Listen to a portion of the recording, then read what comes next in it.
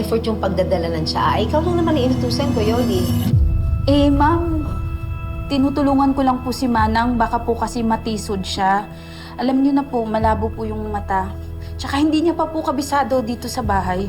Kaya nga kausap ba kita? Leave. Sige na. Ayos lang ako. Bumalik ka na sa kusina. Akin na yan. Sige na.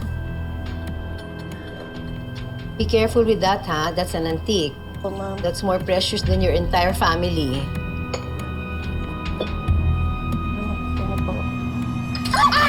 Ano ba?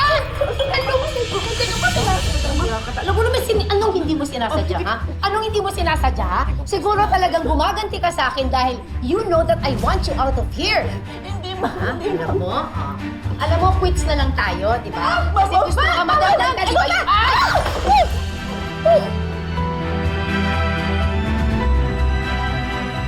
That was an antique. Ano ba, Marge? Mga makialam? Man, nag-aalala pa kayo sa antik. Gusto niya ng lapnusin ang mukha ni Manang Yoli. Binuhusan kaya niya ako. Siyang nauna. I'm just returning the favor. Hindi ko po sinasadya, ma'am. Aksidente po yung nangyari. Stop na, yes! Tama na! Kung hindi niyo tigtigilan si Manang Yoli, mapipilitan akong labanan kayo. Gusto mong manatili dito? Pwes, magtiis ka. And ikaw, wait till Paolo hears of this.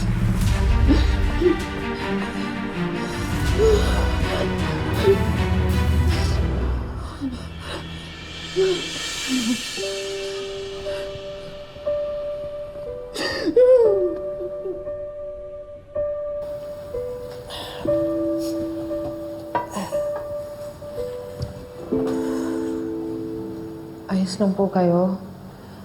Ayos lang ako. Salamat. Manang, sigurado po ba kayo wala kayong paso sa mukha?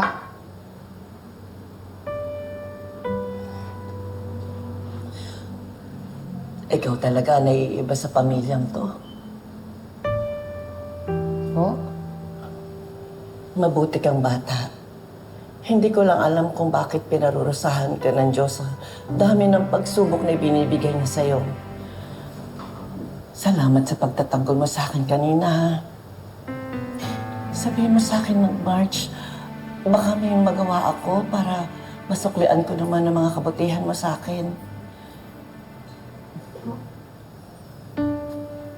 Kung may mahanap po kayong donor sa anak ko, wala naman po kong hihingilingin na kapalit.